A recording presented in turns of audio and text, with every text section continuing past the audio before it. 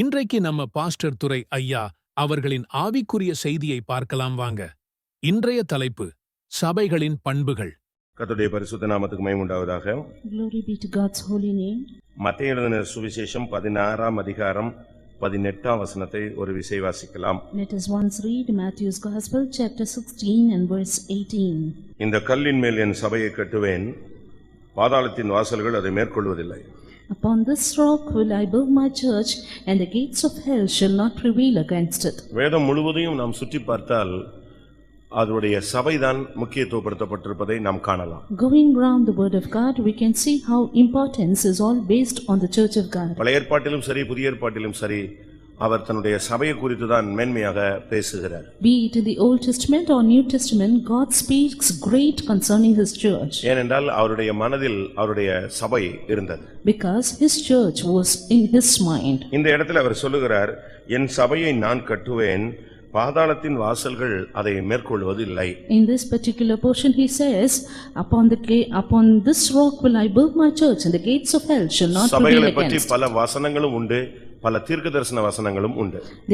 There are various verses and prophetical utterance about the church. நாம் அவைகளை இன்றைக்கு சிந்திக்க வேண்டியது நலமாயிருக்கும்.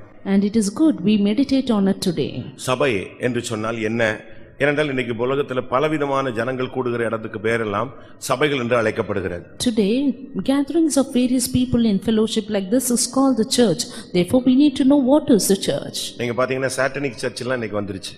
And today, even satanic church is there. அந்த அளவுக்கு இன்னைக்கு சபையின் பெயர் வேறு மாறிக்கொண்டே வருகிறது. To that extent, the angle of the church keeps on changing. சாத்தானின் சபைகள், Satan's church. அப்ப சாத்தானும் கூட ஒரு சர்ச்சை டெவலப் பண்றதுக்காக ட்ரை பண்றான். Therefore, even Satan makes attempts to develop his church. இவைகளுக்கு மத்தியில கர்த்தருடைய சபை இருக்கிறது. Amidst all these, there is the church of God. கர்த்தருடைய சபையை பாதாளத்தின் வாசல்கள் மேற்கொள்ளாது. Gates of hell cannot prevail against the church of God. முதலாவது இந்த சபையினுடைய தன்மையை நாம் விளங்கிக் கொள்ள வேண்டியது அவசியம். First of all, it is important we need to understand the attributes of the church. நாம் இன்றைக்கு ஒரு சபையில இருக்கிறோம். Today we are in a church. ஆனால் இந்த சபை போகாது. இந்த சபையில் உள்ளதான தெய்வீகமான ஜனங்கள் அவர்கள் பறந்து போவார்கள். But not the church, only the divine people of the church will fly away. அதை நாம் விளங்கிக் கொள்ள வேண்டியது அவசியம். It is very important we need to understand it. முதலாவது இந்த சபைக்கு உள்ளதான பலவிதமான பெயர்கள் நாம் இப்பொழுது பார்க்கலாம். First of all, now we are going to see the various names given to the church of God. இன்னைக்கு வித்தியாசமான சபை பெயர்கள்லாம் ஒவ்வொருத்தரும் புதுசா வச்சிருக்காங்க. Today they have new names assigned to various churches. அப்படிதானே? அவங்களுக்கு எதெல்லாம் பிடிச்சிருக்கோ அந்தந்த பேர்ல சர்ச் வச்சிருக்காங்க. And whatever the name they like, they keep it for their church. நமக்கு பிடிச்சிருக்குது, அதனால நம்ம எதை வச்சிருக்கோம்? The Pentecostal Mission. We have, and our church name is the Pentecostal Mission. இலங்கையில தொடங்குனதுனால இலங்கை பெந்தேகோஸ்தே சபையாக இருந்தது. Because it started in Ceylon, it was Ceylon Pentecostal Mission. பின்பு இலங்கையின் பெயர்ல பிரச்சனை வந்ததுனால Pentecostal Mission, The Pentecostal Mission அப்படின்னா என்ன அர்த்தம்? And because there was a problem in that name, we changed it to the Pentecostal Mission. What does it mean? ஒரு சிலர் நினைச்சாங்க இந்த தமிழ்ல எழுதும்போது தா பெந்தேகோஸ்தேன்னு எழுதிடுவாங்க. அதனால அவ அநேகர் நினைக்கிறது Tamil Nadu பெந்தேகோஸ்தேன்னு நினைச்சறாங்க. And many think it is Tamil Nadu Pentecostal Mission when they write in Tamil. அப்படி அல்ல. No, it's not like that. that. The Pentecostal Mission சொன்னா இதுதான் பெந்தேகோஸ்தே, வேற ஒண்ணும் பெந்தேகோஸ்தே இல்லங்கற ஒரு மறைமுக தாக்குதல் இந்த வார்த்தையில இருக்கு. The Pentecostal Mission means indirect attack that there is no other mission, Pentecostal mission, other than this.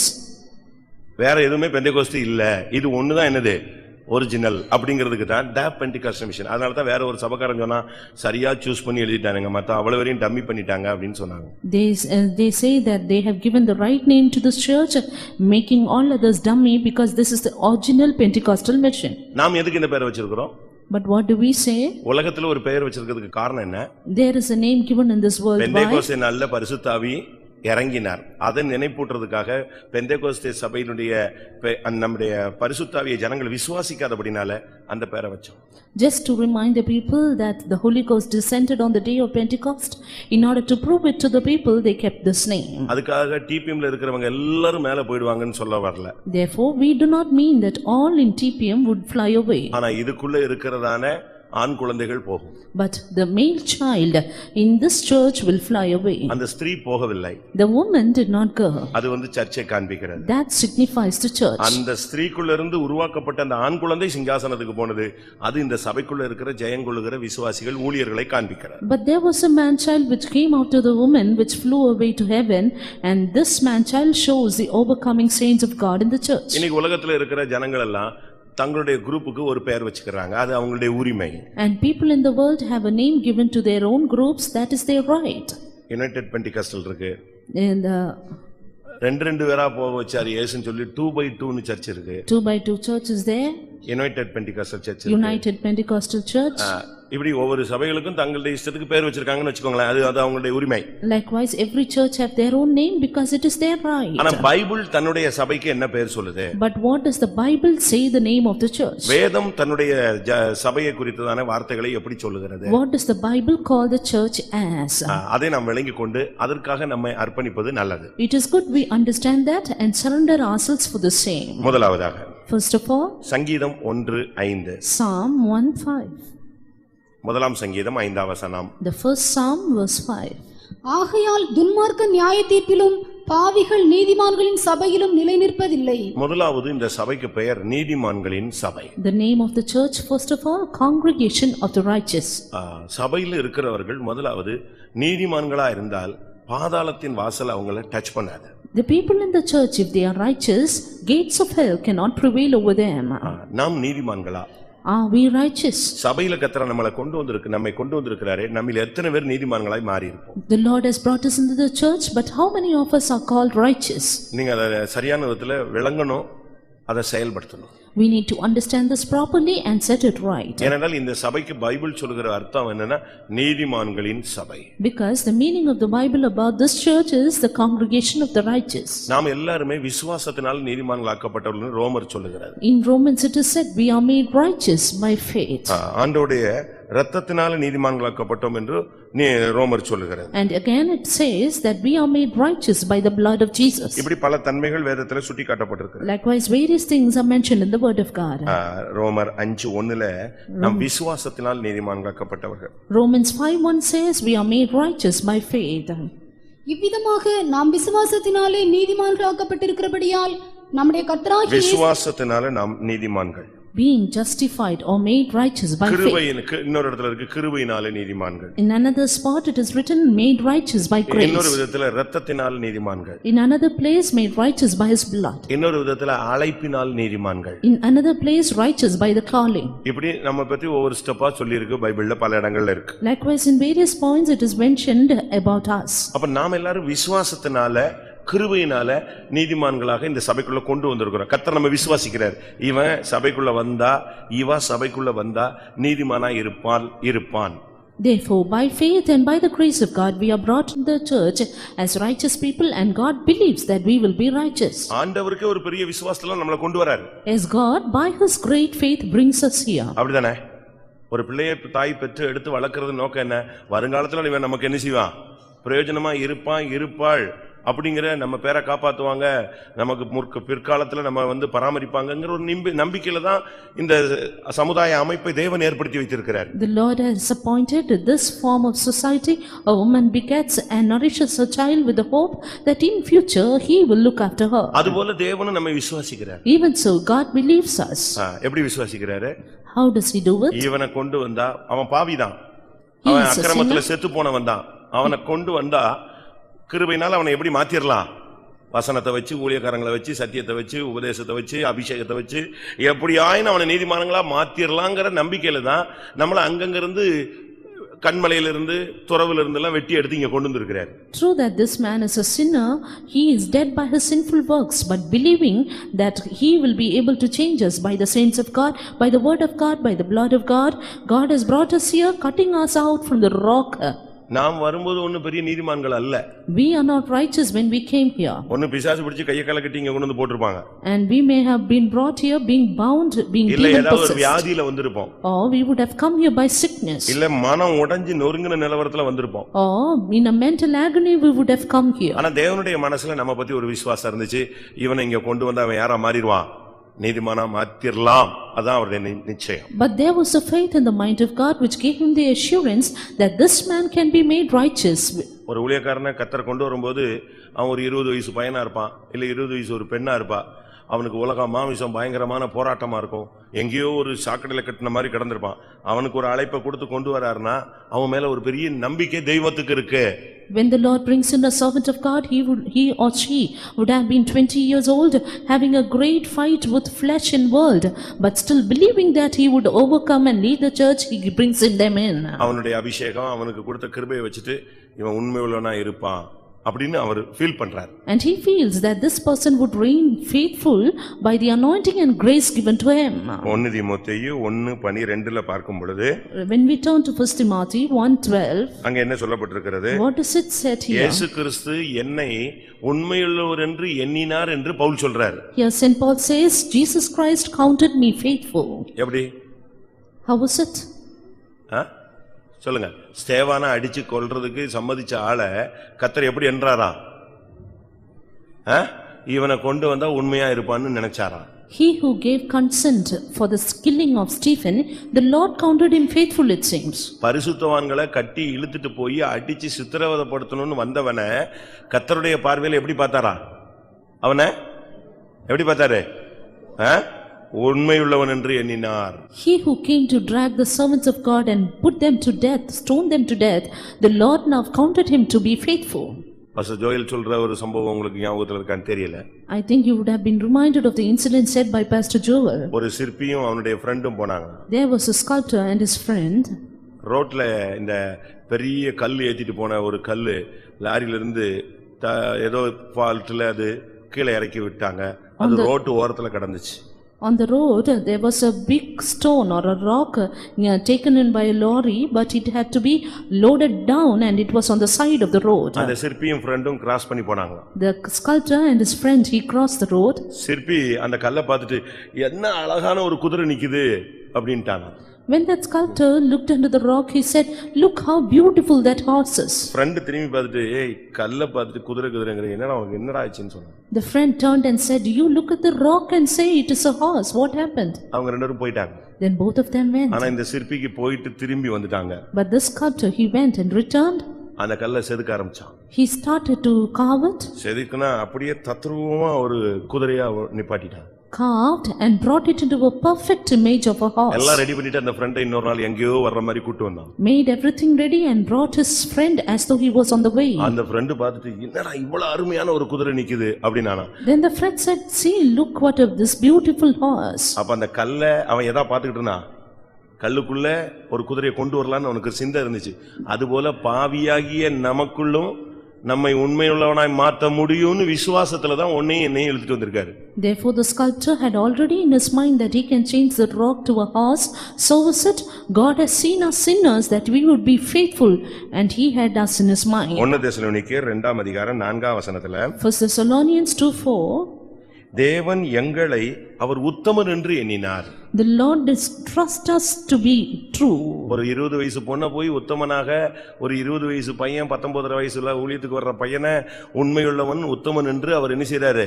மைண்ட்ல கொண்டு வராருன்னா அன்னைக்கு அவன் உத்தமன் அல்ல, அவனை உத்தமனா மாற்ற முடியும், நிலைநிறுத்த முடியும் அப்படிங்கிற விசுவாசத்துல கொண்டு வர்றார். A girl or a boy who's 20 years old, when he comes out for the ministry according to his calling, he is not found faithful on that day, but the Lord takes in his mind that he would change them.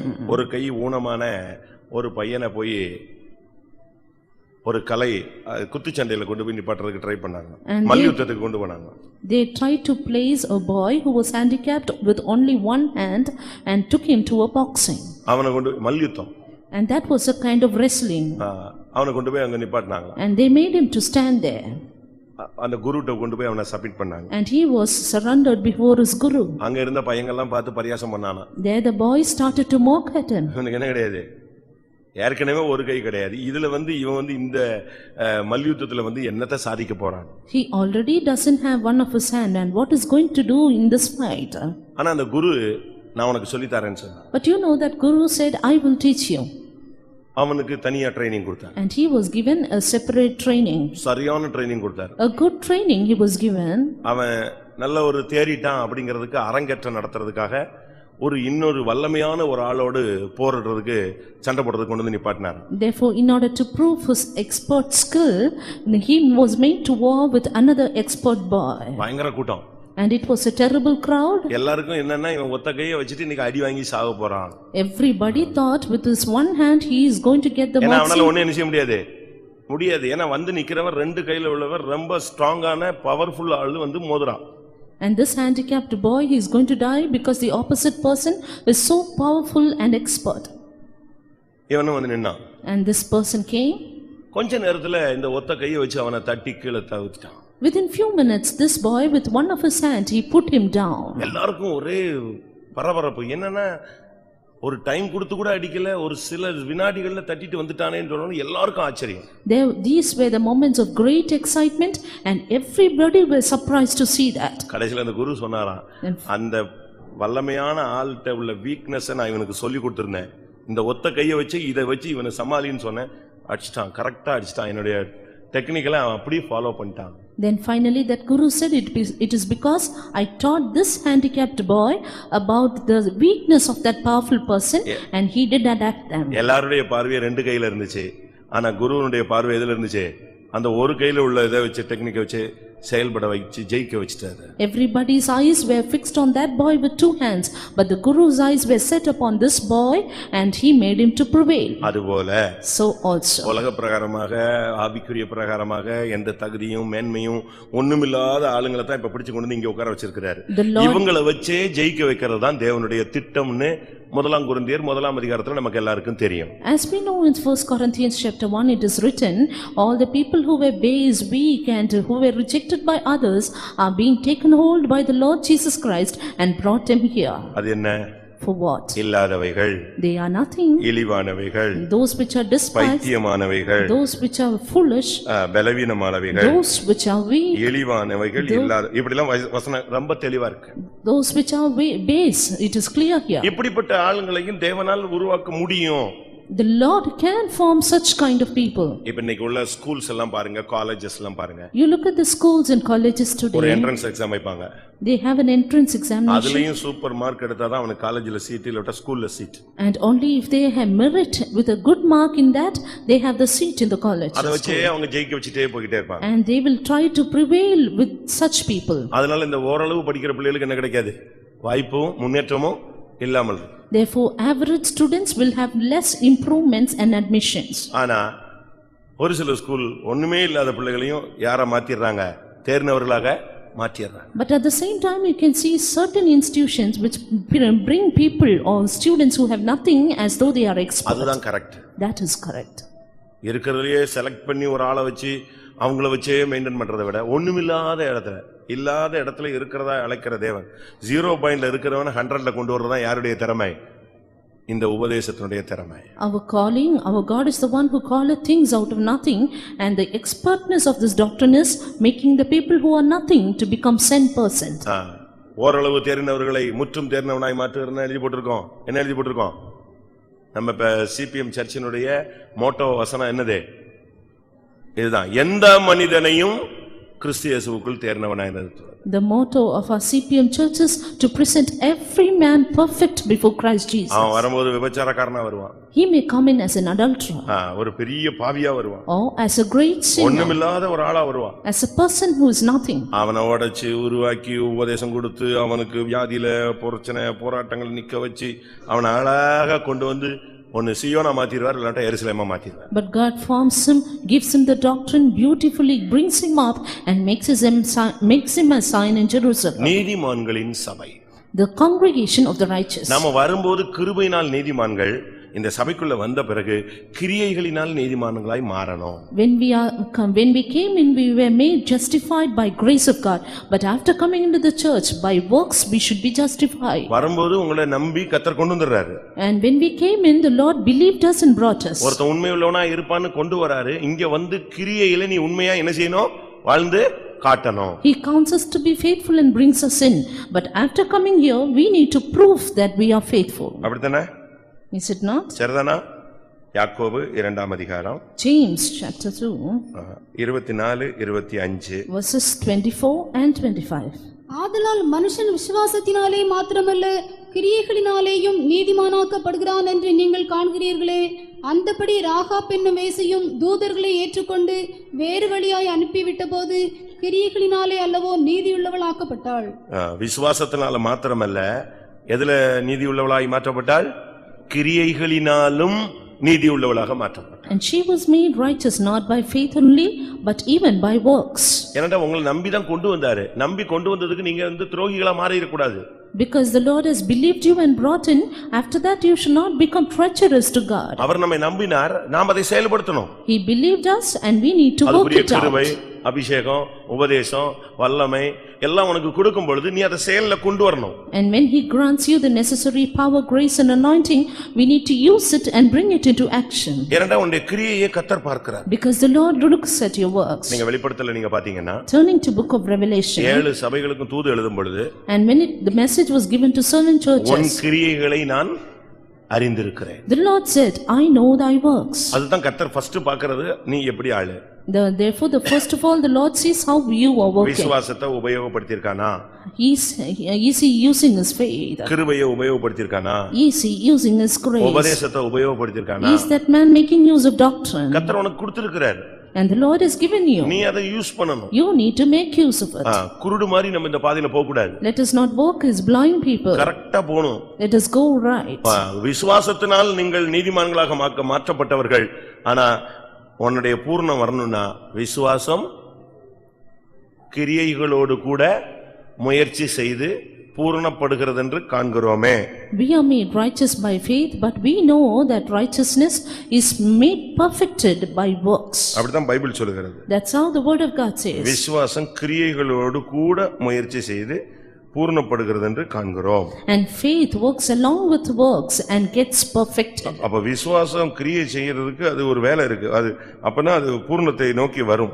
Therefore, only when faith works with works, then it can be perfect. நம்முடைய விசுவாசம் எப்படி இருக்கு? நம்முடைய செயல்கள் எப்படி இருக்கு? How is our faith? How is our works? அப்ப நீதிமான்கள் என்று சொன்னால் கிரியைகளில் நீங்கள் நீதிமான்களாய் இருக்கணும். Therefore, righteous means we have to be righteous by works. நான் இந்த சப்ஜெக்ட்ல நிக்க விரும்பல, அடுத்தது போறேன். ஒரே ஒரு நீதிமானை எப்படி கண்டுபிடிக்கிறது? How can you find out a righteous man? மத்தேயு 1:19 பாத்தீங்கன்னா, When you turn to Matthew 1:19, அவன் நீதிமானாய் இருந்தபடியால் அவளை அவமானப்படுத்தவில்லை. it is said, because he was righteous, he did not want to mock her or put a public example over her. அவள் புருஷனாகிய யோசேப்பு நீதிமானாயிருந்து அவளை அவமானப்படுத்த ஒரு மனதில்லாமல் நீதிமான் யாரையும் கேவலப்படுத்த மாட்டான். A righteous man will not put anyone to shame. Insult பண்ண மாட்டான், irritate பண்ண மாட்டான். He will not insult, he will not irritate. அவனை போட்டு நோண்டிக்கிட்டே இருக்க மாட்டான். He will not keep pricking at ஒரு others. தவறு அவன்கிட்ட தெரிஞ்சதுன்னா அதையே சுட்டி காட்ட மாட்டான். He will not keep pinpointing the fault of others. அதை குறித்து அவன் பேச மாட்டான். They will not speak about that. அவமானப்படுத்துகிறது தன்மை யாருக்கு கிடையாது? நீதிமானுக்கு கிடையாது. A righteous will not put others to shame. இன்னைக்கு பாருங்க, குடும்பத்துல புருஷனோ மனைவியோ ஏதோ ஒரு சின்ன ஃபால்ட்னா சாகர வரைக்கும் இதே சொல்லி அவனை கொன்றுவாங்க, இல்லைன்னா அவளை கொன்றுவாங்க.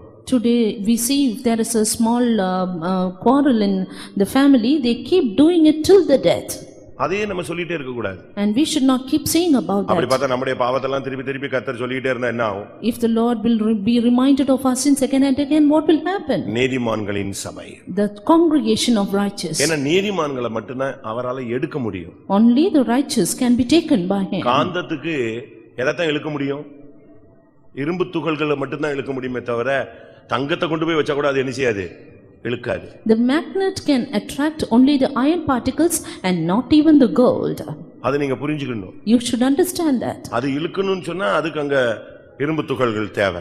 If it has to magnetize or attract, it needs the iron particles. ஏசாயால நான் வாசிக்கும் பொழுது, When we turn to the book of Isaiah, நீதிமான்கள் எடுத்துக்கொள்ளப்படுகிறார்கள். the righteous are taken அவனை away. மட்டும்தான் அவரால் எடுக்க முடியும். Yes, only the righteous can be taken அதனால தான் away. இந்த சபைக்கு பெயர் நீதிமான்களின் சபை. That is why this church is called the congregation of righteous. 57:1. Isaiah 57:1. நீதிமான் மடிந்து போகிறான், ஒருவரும் அதை மனதில் வைக்கிறதில்லை. புத்திமான்கள் எடுத்துக்கொள்ளப்படுகிறார்கள், ஆனாலும் தீங்கு வராததற்கு முன்னே நீதிமான் எடுத்துக்கொள்ளப்படுகிறான் என்பதை சிந்திப்பார் இல்லை. நீதிமான் எடுத்துக்கொள்ளப்படக்கூடியவன். The righteous will be taken away. அதாவது வருகை தான் எடுத்துக்கொள்ளப்படுதலை காண்பிக்கிறது. This taken away shows the coming of the Lord. இந்த ராப்சர்ங்கிறது நடக்கிறது யாருக்குன்னா யாருக்கு தான்? இந்த எடுத்துக்கொள்ளப்படுதல் ரகசிய வருகையில நடக்கிற சம்பவத்துல எடுக்கப்படுறதுன்னு ஒரு கூட்டம் இருந்தா அது யாரு? நீதிமான்கள். அதுதான் சபைக்கு பெயர் நீதிமான்களின் சபை. This group who are going to be raptured at the secret coming of Jesus, they are the righteous, therefore the church is called congregation of righteous. இரண்டாவதாக Secondly, 89ஆம் சங்கீதம் 5ஆம் வசனம். Psalm 89 and verse 5. 89:5. 89:5. கர்த்தாவே, வானங்கள் உம்முடைய அதிசயங்களை துதிக்கும், பரிசுத்தவான்களின் சபையிலே உம்முடைய உண்மையும் விளங்கும். இந்த சபையில இருக்கிற அடுத்த கூட்டம் பரிசுத்தவான்கள். The next group of this church is saints.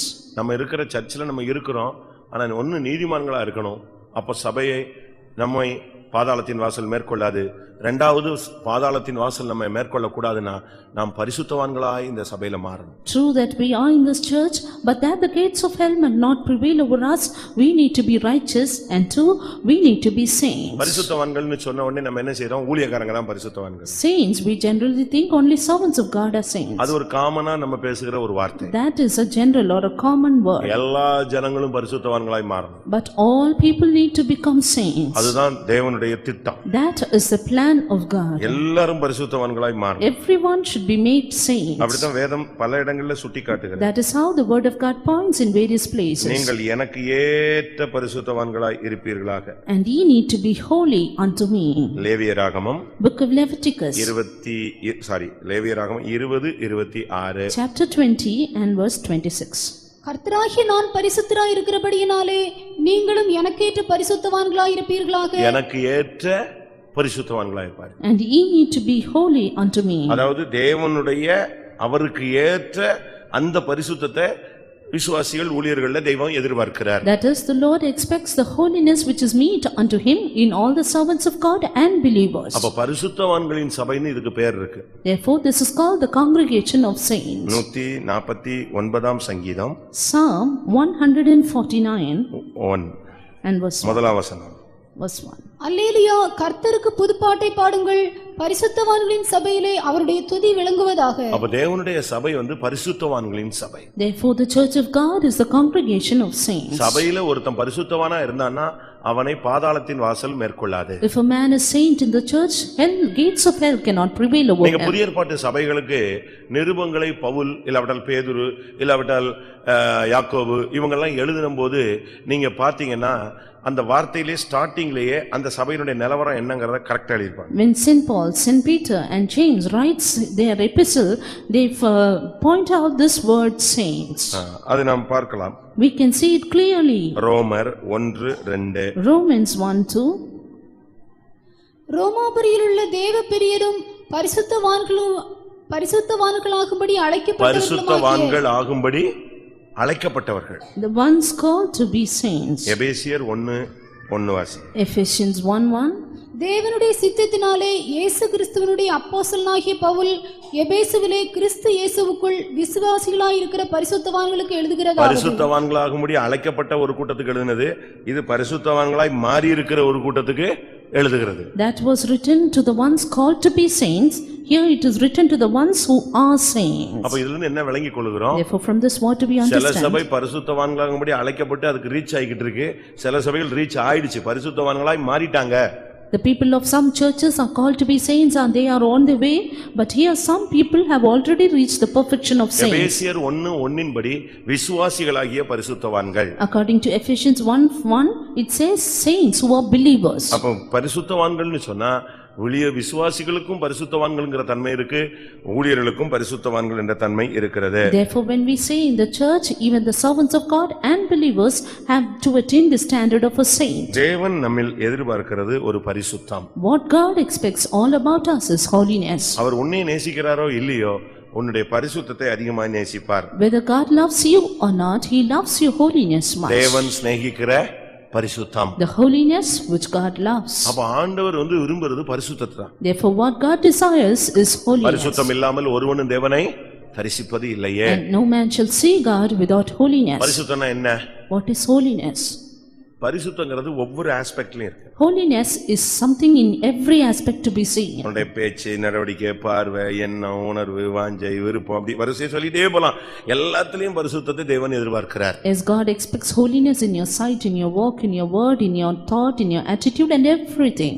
மோசே கன்மலை பக்கத்துல நிக்கிறார். Moses was standing beside the rock. இப்ப ஆண்டவர் வந்து கன்மலையில பேச சொல்றார். And now the Lord is asking him to speak to the rock. இவன் ஏற்கனவே டென்ஷன்ல இருக்கிறான். He is already in a tension. என்னாச்சு? What happened then? பேசுன்னு சொன்னது மறந்து போயிடுச்சு. When he forgot when the Lord asked him to speak. அனுபவத்துல அடிச்சது அவனுக்கு பழக்கத்துல இருந்துச்சு. And smiting the rock was his experience. உடனே என்ன பண்ணிட்டான்? அதை வச்சு அடிச்சிட்டான். Therefore with that experience he smote. அடிக்கும் போது ஒரு வார்த்தையை சொல்லிட்டான். When he smote, he said a இந்த word. கன்மலையில இருந்து உங்களுக்கு எல்லாம் தண்ணீர் புறப்பட பண்ண முடியுமா?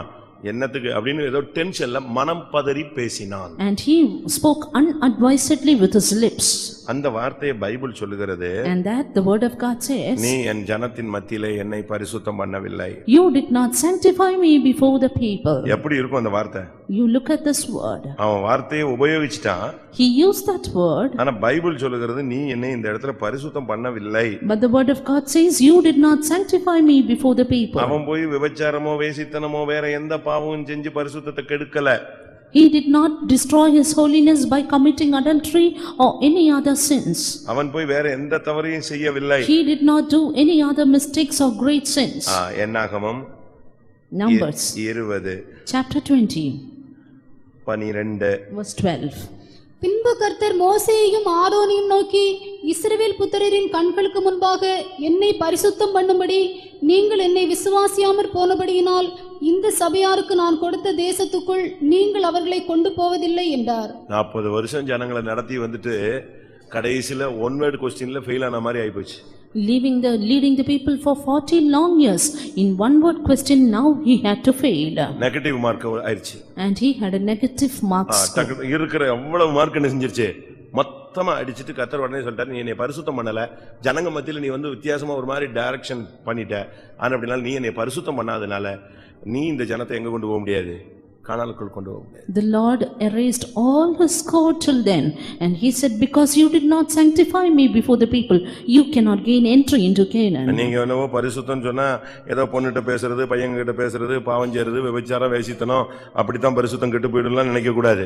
Don't think that we will profane our holiness by talking to a girl or boy or things like that. வீட்லயோ குடும்பத்திலயோ வேலையிலயோ ஊழியத்திலயோ வார்த்தையை கொஞ்சம் டிஃபரெண்டா பண்ணி அவிசுவாசமான வார்த்தைகளை யூஸ் பண்ணி நீங்க வாட்டுக்கு பதறி பேசிட்டீங்கன்னாலே எது போயிருச்சு? பரிசுத்தம் போய்டும். But be it at your home or your work spot or in church, if you speak unadvisedly with your lips, a little change in your words of unbelief, everything is gone. ஜனங்கள் அவனுடைய ஆவியை விசனப்படுத்தினதினால் அவன் மனம் பதறி பேசினான்.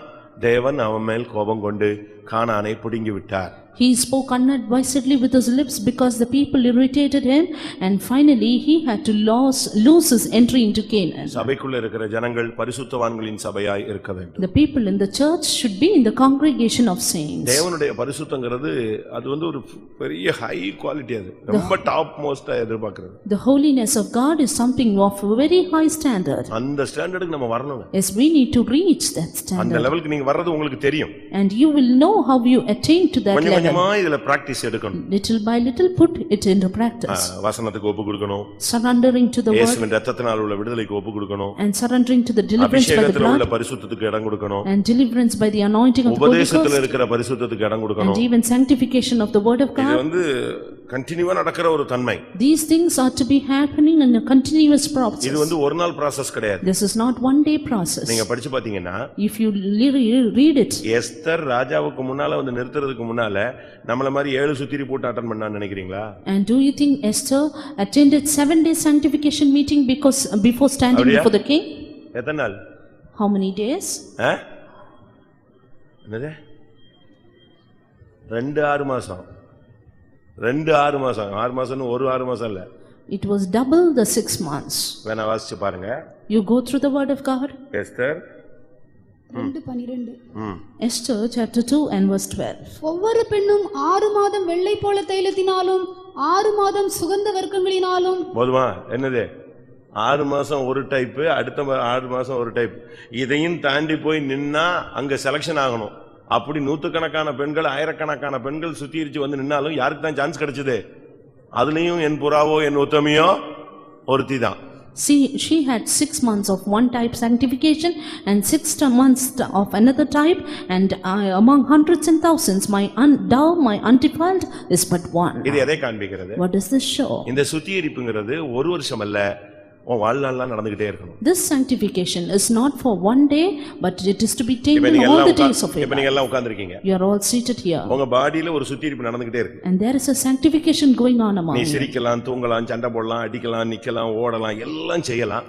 ஆனா தேவனுடைய அமைப்புல இந்த சரீரத்துல என்ன இருக்கு? ஒரு டயாலிசிஸ் நடந்துகிட்டே இருக்கு, சுத்திகரிப்பு. You may laugh, you may walk, you may do many things, but in this body given by God, there is a dialysis process going on. நடந்துகிட்டு இருக்கா இல்லையா? Is it not? நடக்கலன்னு சொன்னா கால் வீங்கிடும், கிட்னி ப்ராப்ளம் வீங்க, அதுக்கு பிறகு மூங்கம் வீங்கிரும், கொஞ்ச நாள்ல செத்துடுவீங்க. If not, your legs get swollen, then you will have kidney problem. Within few days, you will be to death. அப்படிதானே?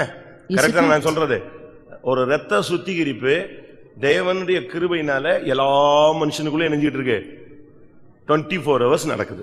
By the grace of God, a purification of blood, that process is going on in everybody all the 24 hours. இந்த system எப்ப failure ஆகுதோ அவன் வியாதியஸ்தனா மாறுறான். When this system fails, he will become sick. அதுபோல So is it. சுத்திகரிப்பின் தன்மை ஒரு விசுவாசிக்கு ஊழியனுக்கு எப்போ down ஆகுதோ அப்ப ஆட்டோமேட்டிக்கா அவன் ஆவிக்குரிய வியாதியஸ்தனாய் மாறுவான். When the tendency of sanctification is down in a child of God, he becomes sick in a spiritual life. எப்படியாவது ஆண்டவருடைய சன்னிதானத்துல திருப்பி விழுந்து மிராக்கிள் மாதிரி சுத்திகரிச்சு எழும்பிட்டான்னா திரும்பி எழும்பி கொஞ்ச நாள் ஓடலாம். Somehow if he falls down and again in the presence of God and gets up, then he can run the race. இரண்டாவது இந்த சபையினுடைய பெயர் பரிசுத்தவான்களின் சபை. Secondly, the church is called Congregation of Saints. சர்ச்சுக்குள்ள இருந்துகிட்டு இஷ்டத்துக்கு விளையாடலாம்னு நினைக்க கூடாது, இஷ்டத்துக்கு நடக்கலாம்னு நினைக்க கூடாது. தேவனுடைய டார்கெட் ஒன்னு நீ நீதிமானா மாறணும், இரண்டாவது நீ பரிசுத்தவானாய் மாறணும். Don't think you can play and walk as you like in the church, but all God's target is one, you have to become righteous, two, a saint. இங்க வந்துகிட்டு சிரிச்சுக்கிட்டு, இங்க விளையாண்டுக்கிட்டு, இங்க லெட்டர் கொடுத்துட்டு, இங்க வந்துகிட்டு அவளை கூப்பிட்டுட்டு இவனை கூப்பிட்டுக்கிட்டு அப்படி இந்த இஷ்டத்துக்கெல்லாம் விளையாண்டீங்கன்னா ஒரு டைம் வரும்போது அப்படியே அவாய்ட் பண்ணிடுவாரு, ஒதுக்கிடுவாரு. அதுக்கு பிறகு நீங்க எண்ணப்படாமல் போய்விடுவீர்கள். If you live according to your whims and fancies in this church, then finally one day you will be cut out, or you will not be counted in this congregation. அதனால இது பரிசுத்தவான்களின் சபை. That is why this is the congregation of the saints. அப்போ பரிசுத்தவான்களின் சபை அது எங்கேயோ இருக்குறல்ல, நாம் தான் அப்படி மாற வேண்டியது அவசியம். And it is needed that we have to change like that. மூன்றாவதாக, Thirdly, செம்மையானவர்களின் சபை. the congregation of the good ones. சங்கீதத்துல நான் பார்க்கும் பொழுது When we look into the book of Psalm, 111:1 பாருங்க. Psalm 111 and verse 1. அல்லேலூயா, செம்மையானவர்களுடைய சங்கத்திலும் சபையிலும் கர்த்தரை முழு இருதயத்தோடும் துதிப்பேன். சபையில அடுத்து இருக்கிற ஜனங்களுடைய நிலவரம் என்ன? செம்மையானவர்கள். The second state of the people of the church, upright. மூன்றாவது அனுபவம் செம்மையானவருடைய சங்கம் இல்லாவிட்டா செம்மையானவருடைய சபை. Third experience, assembly or congregation of the upright. தேவன் இதை எதிர்பார்க்கிறார். God expects it. தேவனுடைய சபையில இருக்கிற ஜனங்கள் செம்மையானவர்களா இருக்கணும். The people of God in the church need to be upright. இல்லாவிட்டா ரொம்ப கஷ்டம். Else it is difficult. நாம் சபைக்குள்ள இருந்துகிட்டு குழப்பவாதிகளாக, பிரிவினைவாதிகளாக, போராட்டம் உள்ளவர்களாக நாம் இருக்கக்கூடாது. Being in the church, we should not be quarrelsome or creating divisions and confusions. நாம் ஏனென்றால் இது சபையினுடைய பெயர் செம்மையானவருடைய சபை. Because the name of the church is Congregation of the Upright. செம்மை என்பது இருதய சம்பந்தப்பட்ட ஒரு வார்த்தை. Uprightness is a word related to the heart. இருதயத்தில் சுத்தத்தை காண்பிக்கிற ஒரு தன்மை. It is an aspect which shows the purity of one's heart. நாம் அப்படிப்பட்ட ஒரு தெய்வீக தன்மைக்கு நம்மை கொண்டு வர வேண்டும். And we need to bring us up to that divine nature. நம்முடைய ஜனங்கள் செம்மையானவர்களாய் மாற வேண்டும். Our people should become upright. இன்னைக்கு எத்தனை பேர் செம்மையானவர்களாய் மாறி இருக்கோம்? How many of us are made upright today? இருதயத்தில் செம்மை நமக்கு தேவை. We need uprightness in heart. செம்மையானவர்களை எப்படி கண்டுபிடிக்கலாம்? How can you find the upright ones? செம்மையானவர்கள் துதிப்பார்கள். The upright will praise God. செம்மையானவர்கள் கர்த்தரை துதிப்பார்கள். The upright will praise God. துதித்தல் செம்மையானவர்களுக்கு தகும். Yes, praise is comely to the upright. அப்படினு ஒரு வசனம் இருக்கு. There's a verse that shows that. செம்மையானவர்களுக்கு தான் துதித்தல் தகும். Yes, praise is comely to the upright. எல்லாருக்கும் அந்த எக்ஸ்பீரியன்ஸ் இருக்காது. And many will not have that experience. நம்மில் எத்தனை பேர் செம்மையானவர்களாய் இருக்கிறோம்? How many of us are upright? இருதயத்தில் செம்மையானவர்களுக்கு மட்டும்தான் ரதத்துல ஏறதுக்கு சான்ஸ் கிடைக்கும். Only the people who are upright in heart will have the opportunity to go in the chariot. யெகூ ரதத்துல வர்றான். Jehu was on his chariot. யெகூ ரதத்துல வரும் பொழுது ஒரு ஆளை அனுப்பி சமாதானமா அப்படின்னு கேட்டான். When he was coming up in his chariot, he sent a person to say, "Is everything peaceable?" அவன் சொன்னா சமாதானத்தை பத்தி உனக்கு என்ன பேச்சு, வேலையை பாருன்னு சொல்லிட்டு போயிட்டான். And then he said, "What peace for you? You go to your own way." அடுத்து ஒரு ஆள் வர்றான். Thirdly, another person comes. ரேகாபின் குமாரனாகிய யோனதாபை அவன் சந்தித்தான். And he met with Jonadab, the son of Rechab. வாசியங்கள் 2 ராஜாக்கள் 10ஆம் அதிகாரம் 15ஆம் வசனம். 2 Kings 10:15. அவன் அவ்விடம் விட்டு புறப்பட்ட போது தனக்கு எதிர்ப்பட்ட ரேகாபின் குமாரனாகிய யோனதாபை சந்தித்து அவனை உபசரித்து, என் இருதயம் உன் இருதயத்தோடே செம்மையாய் இருக்கிறது போல உன் இருதயமும் செம்மையாய் இருக்கிறதா என்று கேட்டான். அதற்கு யோனதாப் அப்படியே இருக்கிறது என்றான். அப்படி இருக்கிறதானால் உன் கையை தா என்று சொன்னான். அவன் தன் கையை கொடுத்தபோது அவனை தன்னிடத்தில் ரதத்தின் மேல் ஏறி வர சொல்லி, பாருங்க, இருதயத்தில் செம்மையா இருந்தாதான் உனக்கு ரதத்துல இடம் கிடைக்கும். Only if you are upright in your heart can you have a place in the அவன் chariot. சொல்றான், என் இருதயம் உன்னோடு செம்மையா இருக்கு. கரெக்ட். ஆனா உன்னுடைய இருதயம் என்னோட செம்மையா இருக்கா? இருக்குன்னா கை கொடு, இல்லையா உனக்கு ஒத்து வராது. Is thine heart right as my heart is? If it is, then you come up into the chariot. செம்மையானவர்களின் சபை என்று சொல்லுகிறது இருக்கிற ஜனங்களுடைய இருதயம் எல்லாம் ஒண்ணா இருக்கணும். Assembly of the upright has all the hearts of the people united together. புருஷன் இந்த சைடுல போறது, மனைவி இந்த சைடுல போறது, பிள்ளை இந்த சைடுல போய் ஒவ்வொரு டைரக்ஷன்ல இருந்தா அது குடும்பம் இல்ல. If everyone in the family is going in a different direction, then that is not a family. ஒரு 10 விசுவாசி இருந்தா 10 விசுவாசினுடைய இருதயமும் ஒரு இருதயத்தோட எப்படி இருக்கணும்? செம்மையா இருக்கணும். If there are 10 believers, all their hearts should be right with each other. சும்மா நான் ஒரு எக்ஸாம்பிள் சொல்றேன். இப்ப பாருங்க, எல்லாமே கம்ப்யூட்டரைஸ்டா மாத்திட்டே வராங்க. One example, we see the whole world become computerized. ஃபுல்லா கம்ப்யூட்டரைஸ்ட். Everything is computerized. ஒரு கம்ப்யூட்டர் வர்க் பண்ணலன்னா இதுக்கு என்ன இருக்காது? கம்யூனிகேஷன் இல்லாம போயிடும், ஒரு ரிசல்ட்டும் கிடைக்காம போயிடும். If the one computer doesn't work, then the network is broken and you will not get a proper அதே result. போலதான். So is it. உனக்கும் இன்னொருத்தருக்கும் ஐக்கியம் இருந்தாதான் உனக்கும் தேவனுக்கு எப்படி இருக்கும்?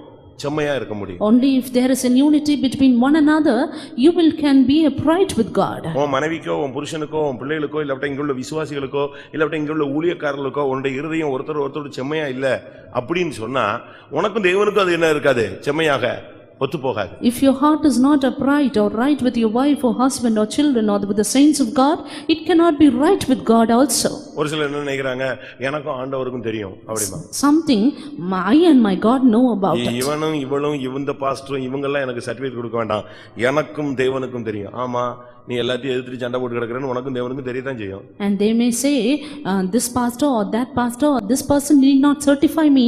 God knows my heart. Yes, because you are wrong with everyone, you cannot be right with God also. அப்படிதானே? இருதயம் செம்மையானவர்கள் சபை, the congregation of the upright. அவன் கேக்குறான், யெகூ கேக்குறான், என் இருதயம் உன்னோட இருதயத்தோட செம்மையா இருக்கு. கரெக்ட். ஆனா உன்னுடைய இருதயம் என்னோட இடத்துல செம்மையா இருக்கா அப்படின்னு கேக்குறான். ஆம்னா அப்ப கையை கொடு. எங்க ஏறு? ரதத்துல வா. Jehu here says, my heart is right with yours.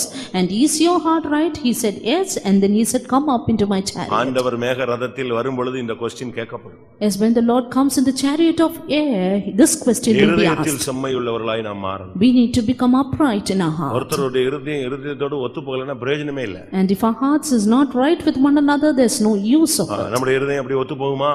Will our heart get along with others? சொல்லுங்க. ஆண்டவர் தாவீதை பத்தி சொல்றாரு, என் இருதயத்துக்கு ஏற்றவனா நான் அவனை செஞ்சேன், கண்டேன்.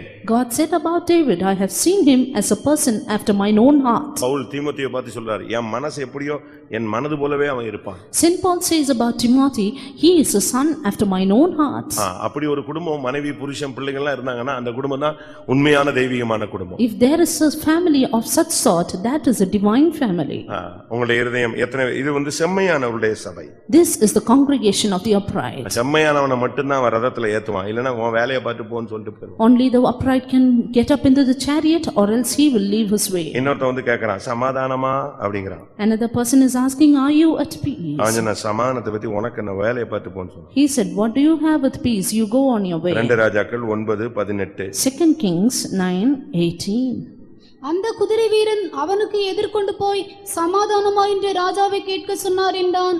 அதற்கு யெகூ, சமாதானத்தை பற்றி உனக்கு என்ன உன் வேலையை பாருன்னு சொல்லி துரத்தி விட்டான். He said, what is that thou hast to do with it? 22ஆம் வசனம். Verse 22. யோராம் யெகூவை கண்டவுடனே யெகூவே சமாதானமா என்றான்.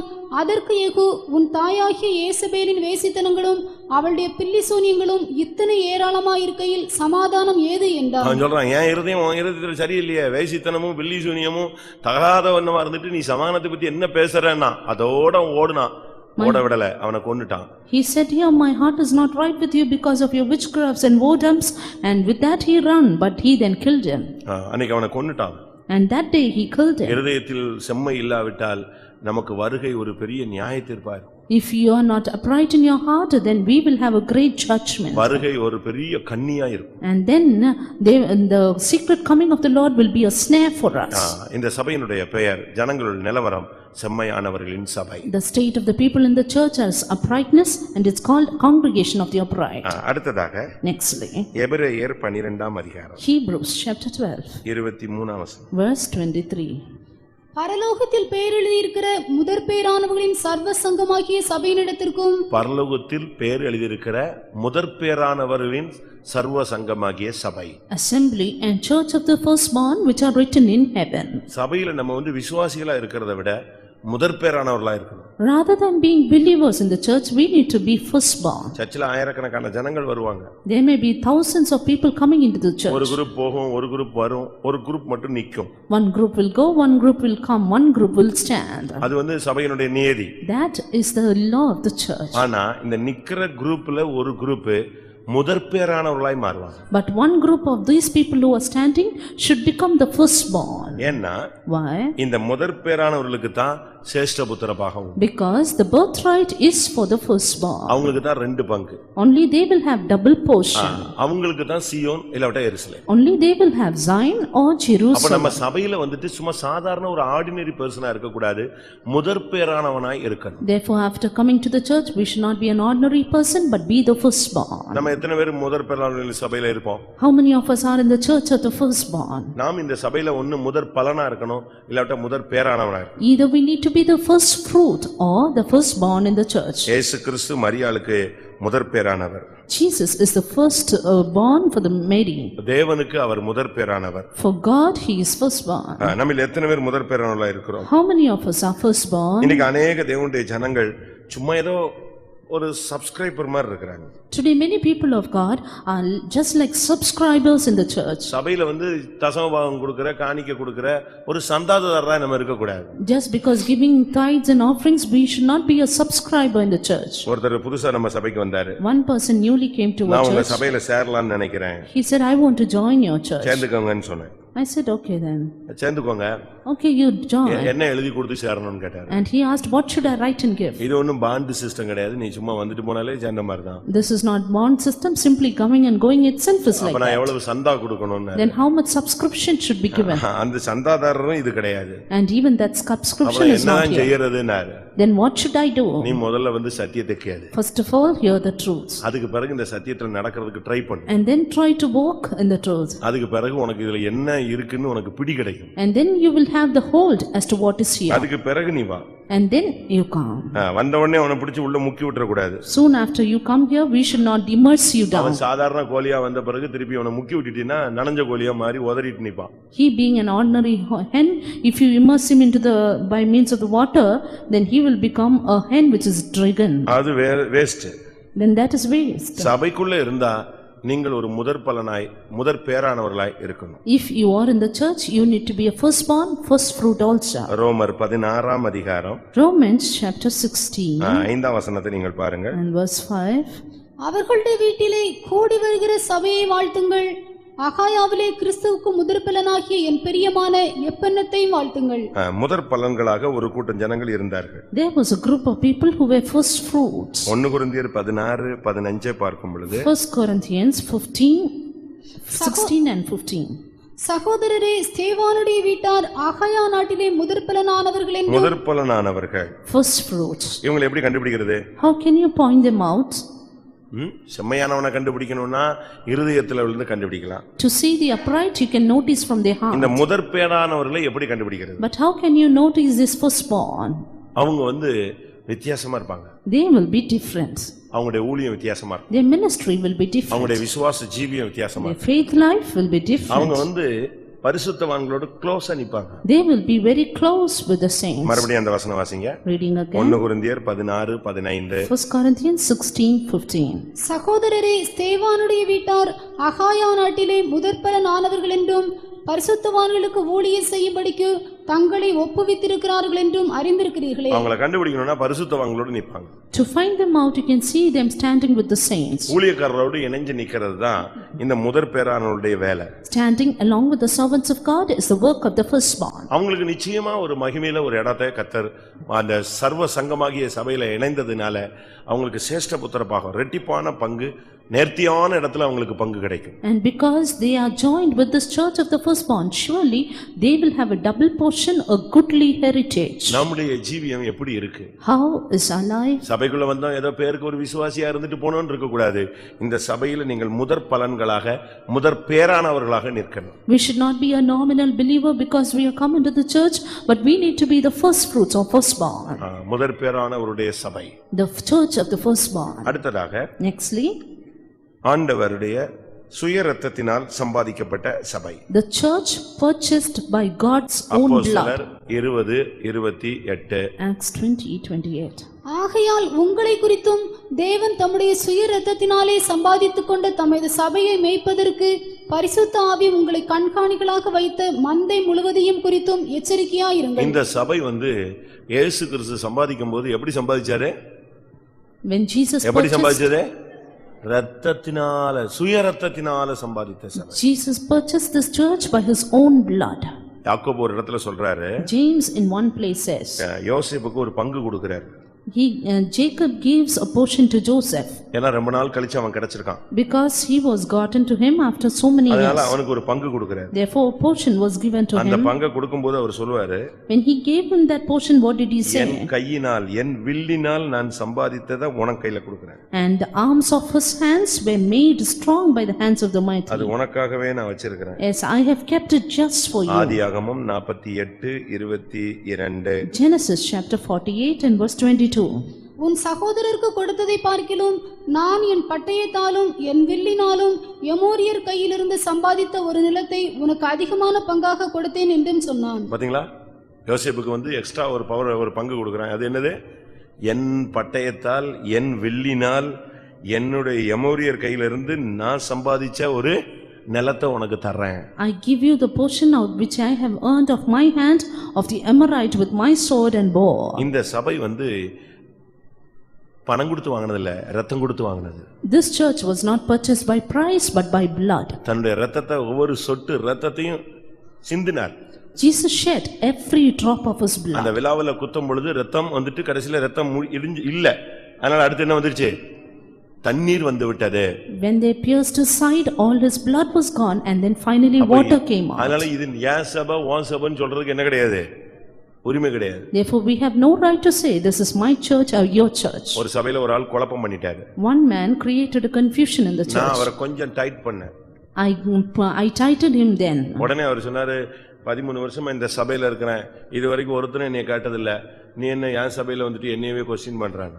Then he said, so long I am in this church and nobody questioned me, now you are questioning me being in my church. நான் சொன்னேன், ஓ சபையா? Then I said, is it your church? யார் சொன்னது ஓ சபைன்னு? Who said it? 13 வருஷம் இருக்கிற நீ போன வருஷம் தான் வந்திருக்கிற இந்த சபைக்கு ட்ரான்ஸ்ஃபர் ஆயி. And he said, I am here for 13 years and you came last year to this church. ஓ சபைக்கு ஊழியம் செய்யறதுக்கு நான் ஜிப்பா போட்டு வரல, எங்க அம்மா அப்பா விட்டுட்டு வரல, எல்லாத்தையும் விட்டுட்டு வரல. இது கர்த்தருடைய சபை, அதுக்காக தான் நான் இறங்கி வந்திருக்கேன். I have not forsaken everything to work in your church, but this is the church of God, I have come up for the same. இல்ல இது எங்க சபை. And he said, no, this is my church. கர்த்தர் எங்களோடு இருக்கிறார். The Lord is with us. அப்படி ரோட்ல கத்துறான். And he is shouting in the road. ரோட்ல கத்தி நான் சொன்னேன், கர்த்தர் உன்னோட இருக்கிறாரா என்னோட இருக்கிறாரான்னு செக் பண்ணலாம். And then I said, let us prove God is with whom, with you or me. Challenge பண்ணலாம். I challenged him. பார்க்கலாம். Let us see. ஓ பார்க்கலாம். You go on your way and we'll see. திருப்பி என் கூட இருக்கிறாங்கிறத நிரூபிச்சாரு. And then I proved that he is with me. நிரூபிச்சுதான் ஆகணும், அவருடைய சபை இல்லையா? Because this is the church of God. தங்கத்தை உரசி பார்த்தா அது எத்தனை கேரட்ங்கிறத கண்டுபிடிச்சு ஆகணும்ல. And then you have to find out how many carats gold it is. அதுபோல நம்முடைய சபை இல்ல, உங்களுடைய சபை இல்ல, யாருடைய சபை? இயேசு ரத்தம் சிந்தி சம்பாதிச்ச சபையில உட்கார்ந்திருக்கிறோம் நம்ம. So is it not my church or your church, but we are sitting in this church purchased by Jesus' own blood. அதை நம்ம விளங்கிக் கொள்ளணும். We need to understand. சில பேரண்ட்ஸ் பாருங்க ரொம்ப கஷ்டப்பட்டு சம்பாதிச்சு முன்னேறி வந்திருப்பாங்க. ஒரு பிள்ளை வருவான், அவன் ஒரே நல்ல எல்லாத்தையும் சுத்தமா காலி பண்ணிட்டு உட்கார்ந்துருவான். ஐயோ நான் இவ்வளவு நாளும் நான், ஒருத்தர் சொன்னார் குருவி சேர்த்தது போல சேர்த்ததை ஒரே நல்ல காலி பண்ணிட்டாங்க. And one person said, all that I gathered as a sparrow, he wasted it in a day.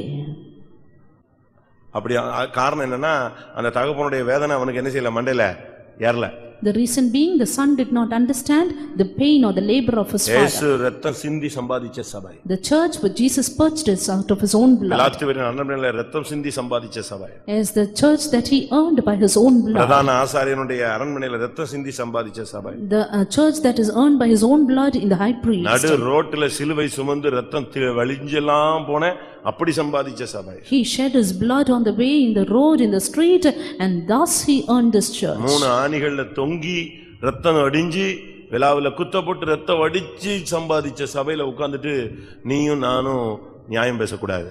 You and me sitting in this church with Jesus purchased by his own blood hanging in 3 nails and being pierced on his side, we should not justify ourselves. அதை நம்ம நல்லா விளங்கிக் கொள்ளணும். We need to understand this well. இந்த சபை கன்மலையின் வெடிப்புல உள்ள சபைன்னு சொல்லுவாங்க. This is a church which is in the cleft of the rock. இயேசுவின் காயங்களால உருவாக்கப்பட்ட ஒரு சபை. A church formed by the wounds of Jesus. அதனால நம்ம இதுல உட்கார்ந்துகிட்டு நம்ம தெய்வீகத்துக்கு புறம்பா செயல்படக்கூடாது. Therefore, being seated here, we should not work against divinity. சுய ரத்தத்தினால் சம்பாதிக்கப்பட்ட சபையை குறித்து ரொம்ப கவனமா இருக்கணும். We need to be very careful with this church earned by his own blood. இன்னைக்கு பிள்ளைகளுக்கு பெற்றோருடைய கஷ்டம் தெரியாது. Today the children did not know the earning of their parents. சில விசுவாசிகளுக்கு ஊழியக்காரங்களுடைய கஷ்டம் தெரியாது. Some believers do not know the labor of the servants of God. சில மனைவிக்கு புருஷன் படுற கஷ்டம் தெரியாது. என்னவோ அவரு போறாரு வராருன்னு, அங்க அவன் நாய் ஆபீஸ்ல நாய் பாடுபடுறான்னு தெரியாது. Some wives do not know the difficulty of their husbands. They have a great tension in their office. அவங்க அலைஞ்சு திரிஞ்சு சம்பாதிக்கறாங்கன்னு தெரியாது. இது வீட்ல உட்கார்ந்து சட்டம் மட்டும் ஏற்றிக்கிட்டே இருக்கும். They do not know that they earn hard, but they only lift up their voice in their houses. ஒரு சிலருக்கு மனைவி படுற கஷ்டம் தெரியாது. Some do not know the labor of the wives. இவர் போன பிறகு இவ இங்க கடந்துக்கிட்டு துணியத்தை வச்சு அயன் பண்ணி ரெடி பண்ணி துணி தண்ணி வாங்கிட்டு ரோட்ல போய் அதெல்லாம் தெரியாது. வந்த உடனே நீ என்ன செய்தா என்னத்தை கிழிச்சது, ஒரே சோம்பேறி, ஒன்னே போய் கட்டினா பாருமா. She does everything for him, and finally when he returns he says, you are a sluggard, what have you done for me? அப்ப காரணம் என்ன? Reason? மனைவியுடைய கஷ்டம் தெரியல, புருஷனுடைய கஷ்டம் தெரியல. அதே போல சில ஊழியக்காரங்களுக்கு சபையில ஊழியத்துக்கு வந்துட்ட பிறகு அந்த சுய ரத்தத்தினால சம்பாதிச்சாருங்கிற அந்த வெளிப்பாடு இல்ல. அது இருந்துச்சுன்னா ஒருத்தன் ஊழியத்தை விட்டு போக மாட்டான், ஊழியத்துல சேட்டை பண்ண மாட்டான். Some servants of God do not understand this. This is a church purchased by the blood of Jesus. Therefore they are at leisure and finally leave this church. இந்த இடத்தை வாங்கும்போது எவ்வளவு கஷ்டப்பட்டாங்கன்னு வாங்கும்போது இருந்தவங்களுக்கும் வாங்கும்போது அடிபட்டவனுக்கு தான் விஷயம் தெரியும். மற்றவனுக்கு பரவாயில்லையே பெரிய சபையா இருக்க எப்படியோ வாங்கிட்டாங்க அப்படிமா. Only the people who were here at this time when they purchased this land know with what great difficulty they got this land. ஆனா இதனுடைய சரித்திரம் ஒன்னு இருக்கு. But there is a great history behind. அதுபோல தான் Even so. இயேசுவின் ரத்தம் ரோட்ல அந்த கொல்கத்தா மலையில சிந்தின ரத்தத்துல சம்பாதிக்கப்பட்ட சபை. This is a church purchased by the blood of Jesus which was shed at Golgotha. அதனால தான் 74ஆம் சங்கீதத்துல சொல்லிருக்கு பூர்வதத்திலே நீர் சம்பாதித்த சபைன்னு சொல்லிருக்கு. That is why in Psalm 74 it is said a church which were purchased in the ancient. 74:2.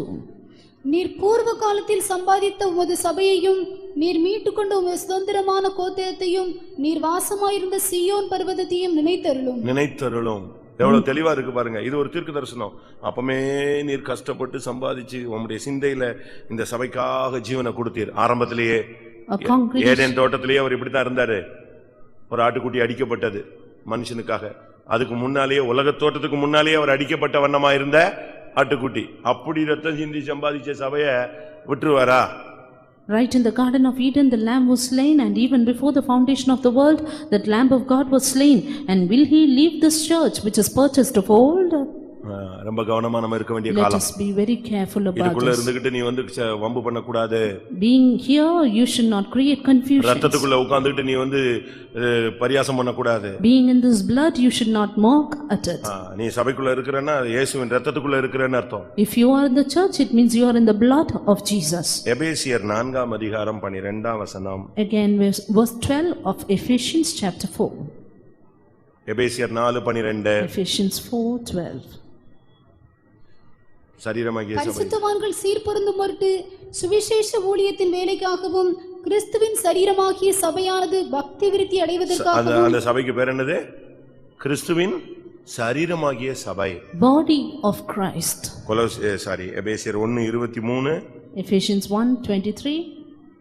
எல்லாவற்றையும் எல்லாவற்றாலும் நிரப்புகிறவராகிய நிறைவாகிய சரீரமான சபைக்கு. சரீரமாகிய சபை. கொலோசியர் 1:24.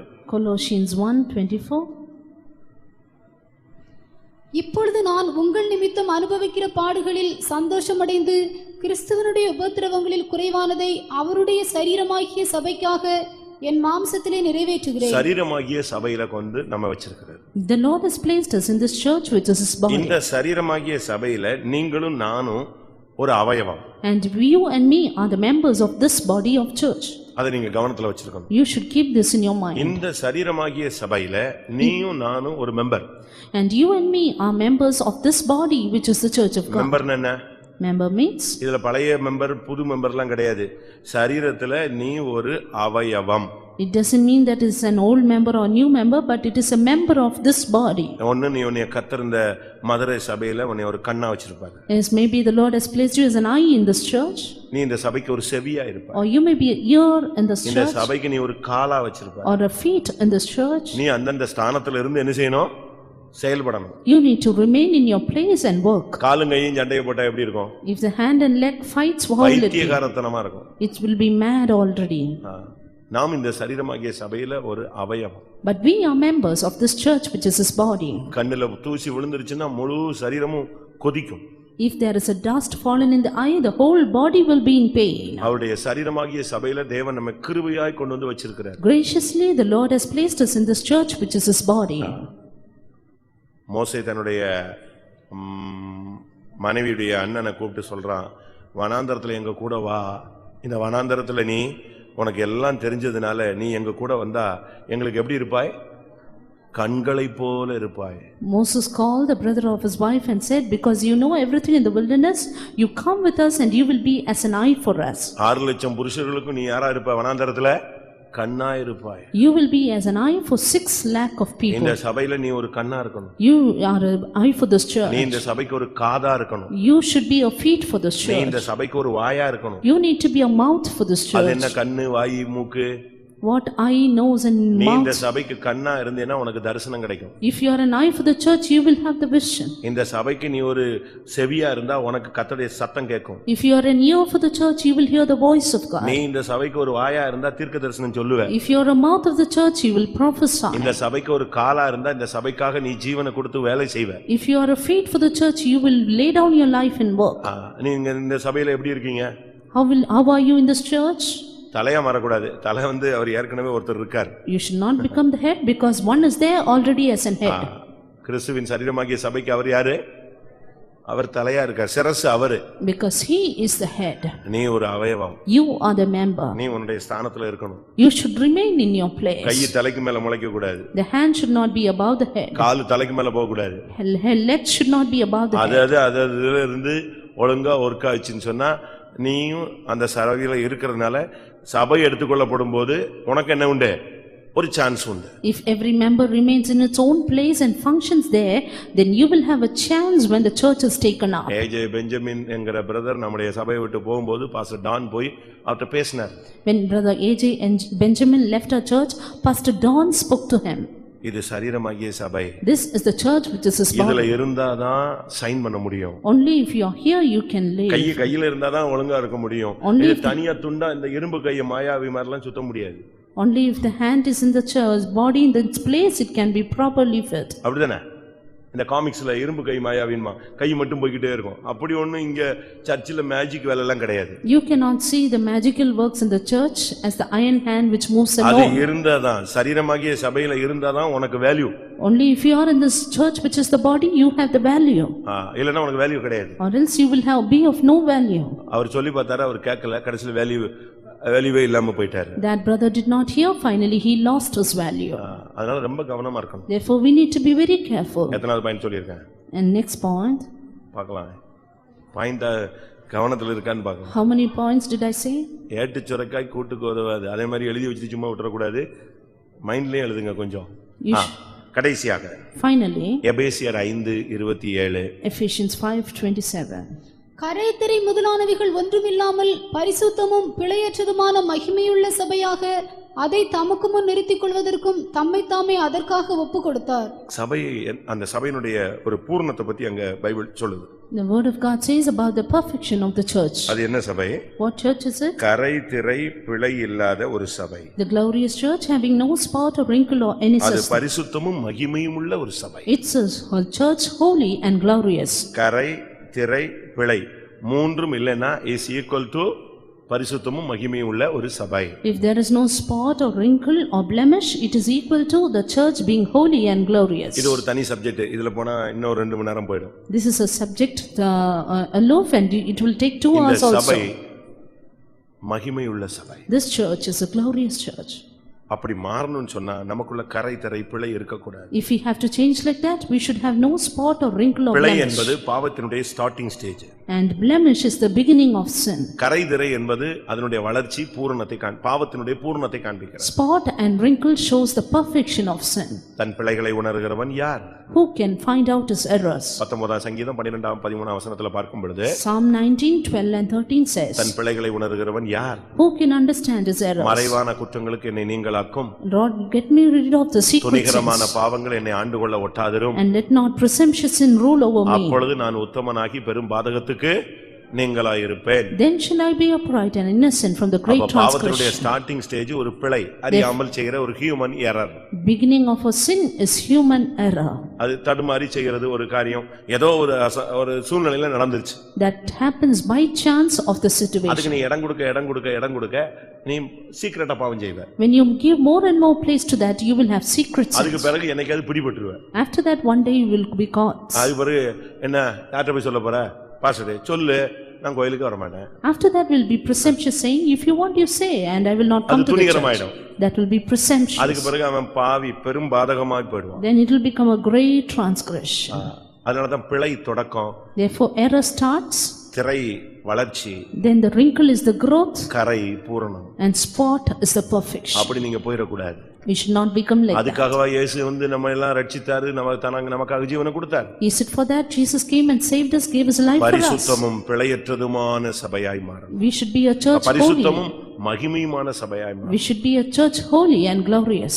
மகிமையான ஒரு சபை. A glorious church. அதுதான் தேவனுடைய பெரிய திட்டம். That is the great plan of God. நாம் இந்த நாட்கள்ல மகிமையான சபையா மாறுறதுக்கு தான் இப்படி கூட்டத்துல வந்து உட்கார்றோம், வெறுமையாக்குறோம், ஒவ்வொரு வார்த்தையும் கேட்கும்போது உடைஞ்சு நம்ம சரிப்படுத்திக்கிட்டே வர்றோம். We in these days attend these meetings and set ourselves right for every word of God, that we might become a glorious church. இந்த மகிமையுள்ள சபையா மாறும் பொழுதுதான் மறுரூபம் நடக்குது. Only when you come into this glorious church you can be transformed. அப்படிதானே? 2 கொரிந்தியர் 3 கடைசில பாருங்க. 2 Corinthians 3 and the last verse. நாமெல்லாரும் திறந்த முகமாய் கர்த்தருடைய மகிமையை கண்ணாடியிலே காண்கிறது போல கண்டு ஆவியாயிருக்கிற கர்த்தரால் அந்த சாயலாகத்தானே மகிமையின் மேல் மகிமையடைந்து மறுரூபப்படுகிறோம். இந்த சபை மகிமை அடைஞ்சு வரும் பொழுது என்ன வந்துரும்? மறுரூபம், transfiguration உண்டாயிரும். The church will go from glory to glory and finally attain the transfiguration. ஆண்டவரோடு மறுரூபமாயிருவோம். We will be changed to like இந்த God. சபைக்கு தான் இயேசு வரப்போறாரு. It is for this church that Jesus comes. இந்த சபையை பாதாளத்தின் வாசல் என்ன செய்யாது? மேற்கொள்ளாது. Gates of hell cannot prevail over this இந்த church. சபையை தான் கர்த்தர் கட்டுறாரு. The Lord builds this church. எல்லாரும் கண்களை மூடுவோம். Let us close our eyes. கர்த்தாவே, இந்த சபையில விசுவாசத்தோடு நம்பிக்கையோடு என்னை குப்பையில கிடந்தவனை கொண்டு வந்து வச்சிட்டீங்க. Lord, ஆனா எந்த நம்பிக்கையில கொண்டு வந்தீங்களோ அந்த நம்பிக்கை எனக்குள்ள நிறைவேற்றும். Lord, I who was in the dunghill, you proved me, you counted me faithful, and you fulfilled that faithfulness in my life, Lord. என்னை நான் இந்த இதுக்கு தகுதி உள்ளவன் அல்ல. Lord, I am not worthy for this. நான் பாத்திரன் அல்ல. I am not worthy for this. எனக்கு எந்த தகுதியும் கிடையாது. I have no worthiness in நான் me. எங்கேயோ ஒரு கண்மலையில கிடந்த ஒரு ஆளு. I was one in some rock. எங்கேயோ ஒரு துறவுல கிடந்த ஒரு ஆளு. I was in some well. நான் ஒரு எளியவன். I am a poor man. நான் ஒரு சிறியவன். I am a small நான் man. குப்பையிலே கிடந்தவன். I was in the dunghill. அப்படி ஒத்துக்கொள்றவங்க கண்களை மூடி முழங்கால் போடுவோம். Those who realize that, you be on your knees. நான் புழுதியில குப்பையில கிடந்த ஒரு ஆளு. I was in the dust and dunghill. என்னை நீங்க உத்தமர் என்று நம்புனீங்க. But you counted me faithful. உண்மையுள்ளவன் என்று நம்புனீங்க. You counted me upright. அந்த நம்பிக்கையில தான் என்னை கொண்டு வந்திருக்கீங்க. Lord, with that trust you brought me அந்த here. இடத்துல நான் சில நேரங்கள்ல உண்மையா இருந்திருக்கிறேன், சில நேரத்துல உத்தமமா இருந்திருக்கிறேன், சில நேரங்கள்ல நான் துரோகியாகவும் இருந்திருக்கிறேன். At times I had been faithful and upright, but at times I had been treacherous. இன்னைக்கு என்னை மறுபடியும் உம்முடைய சபையாய் என்னை உம்முடைய கரத்துல ஒப்பு கொடுக்கிறேன். Today once again I surrender as your church, Lord. அப்படி எத்தனை பேர் சொல்ல முடியும்? How many you can say this? கண்களை மூடுங்க. முழங்கால்னா அப்படி ஸ்ப்ரிங் மாதிரி வரணுங்க. Let us close our eyes and be on our knees. கம்ப்யூட்டர்ல தட்டி விட்ட உடனே பட்டன் ரிசல்ட் வர்ற மாதிரி முழங்கால் போடுவோம் அப்படின்னா போதும், உடனே வந்துடணும். You should soon have the results. நம்ம பைபிள் தானே, எங்க ஓடி இருக்குது அது மூடலன்னா பிச்சுக்கிட்டு ஓடி போயிருமா வேற சைடு வழியா? ஓடாது. It will not run. எல்லாரும் கண்களை மூடுவோம். Let us close our eyes. கர்த்தாவே, என்னை நீ நம்பி கொண்டு வந்தீர். நான் சில நேரத்துல அந்த நம்பிக்கைக்கு எதுவாய் நடக்கவில்லை, அது உண்மைதான், உமக்கு தெரியும். ஆனா இன்னைக்கு என்னைய சரண்டர் பண்றேன். Lord, you trusted me and brought me here. At times I had not walked up to that trust, Lord, but today I surrender. எத்தனை பேர் அப்படி சரண்டர் பண்ண முடியும்? How many of you can surrender today? என்னை நீதிமான்களின் சபையில வைத்திருக்கிறீர். Lord, you kept me in the congregation of the righteous. என்னை நீதிமானாய் மாற்றும். Lord, change me righteous, Lord. என்னை பரிசுத்தவானாய் மாற்றும். Change me a saint, O Lord. செம்மையான இருதயம் உள்ளவனாய் மாற்றும். Change me as upright in heart. உம்முடைய இரத்தத்தினால சம்பாதிக்கப்பட்ட சபையில என்னை வச்சிருக்கிறீங்க. அதுக்குரிய வாழ்க்கை வாழ உதவி செய்யுங்க. You have kept me in the church purchased by your blood. Help me live accordingly. என்னை முதற் பேரானவனாய் நீர் மனதில வச்சிருக்கிறீங்க. அதுக்குரிய வாழ்க்கை வாழ்ந்த எனக்கு உதவி செய்யும். You have kept me in your mind as the firstborn. Help me live accordingly. என்னை இந்த சரீரமாகிய சபையில எந்த அவயமா வச்சிருக்கிறீரோ அந்த இடத்துல இருந்து நான் உமக்காக செயல்பட வேண்டும். அதுக்கு எனக்கு உதவி செய்யும். Lord, help me to function according to the member you have kept me in the body which is the church. ஆண்டவரே, எப்படியாயினும் பரிசுத்தமும் மகிமையுள்ள சபையாய் மாறி நீங்க எப்ப வந்தாலும் அந்த வருஷத்தின் கடைசிக்குள்ள நீங்க வந்துட்டீங்கன்னா நானும் என்னுடைய பிள்ளைகளும் எங்களுடைய ஊழியர்களும் எங்களுடைய சபையும் உம்மை சந்திக்க வேண்டும். Lord, somehow make me holy and glorious in this church and help me meet at your coming meet at the end of this year. நீங்க இந்த வசனங்களுக்கு ஒப்பு கொடுங்க, உங்க காரியங்களை கர்த்தர் பார்த்துக்கொள்வார். Surrender yourselves and the Lord will look after your matters. நான் இந்த கூட்டம் முடியும் பொழுது மறுபடியும் உனக்கு ஒரு வார்த்தை சொல்லுகிறேன். நம்முடைய தேவன் யெகோவா ஈரே. Once again I tell you, our God is Jehovah Jireh. நீங்க உங்க பிரச்சனைகளை பார்க்காதீங்க, உங்க லைஃபை மட்டும் பாருங்க. Don't look at your problems, look at your life alone. உங்க போராட்டங்களை பார்க்காதீங்க. Don't look at your conflicts. ஏனென்றால் உன்னுடைய யுத்தம் தேவனுடைய யுத்தம். Because your battle is the Lord's. இந்த யுத்தம் உங்களுடையதல்ல என்று அவரே சொல்லுகிறாரே. He says this battle is not yours. அவர் வந்து நின்று ஜெயிப்பார். He will prevail. ஆண்டவரே, என்னை நீதிமானாய் மாற்றும். Lord, make me righteous. என்னை பரிசுத்தவானாய் மாற்றும். Make me a saint. என்னை செம்மையானவனாய் மாற்றும். Change me upright. என்னை முதற் பேரானவனாய் மாற்றும். Make me a firstborn, Lord. உம்முடைய இரத்தத்தினால் சம்பாதிக்கப்பட்ட சபையிலே என்னை வைத்துக் கொள்ளும். Keep me in the church purchased by your blood. உன்னுடைய சரீரமாகிய சபையிலே என்னை அவயவமாய் செயல்படுத்தும். Lord, may function me as a member in your body. மகிமையுள்ளவனாய் என்னை உருவாக்கும். Make me, form me glorious, O Lord. இந்த வசனங்களுக்கு என்னை ஒப்பு கொடுக்கிறேன். Surrender myself to this truth. இந்த வசனத்தினுடைய வல்லமை எனக்குள் வரட்டும். Let the power of this word enter into me. இந்த வசனத்தினுடைய ஜீவன் கிரியை செய்யட்டும். Let the life of this word work in me. நான் நீர் வரும் பொழுது உம்மை பார்க்க வேண்டும். When you come, I should behold you. ஆமென். சபையை பாதாளத்தின் வாசல் மேற்கொள்வதில்லை. Gates of the hell shall not prevail over the church. சபையை கட்டுவேன் என்று சொன்னீரே. Lord, you said you build the என்னை church. கட்டி எழுப்பும் ஆண்டவரே. Build me up, O Lord. ஹalleluya ஹalleluya ஹலபகரபனா ஷஹதுமா ஹலியங்கர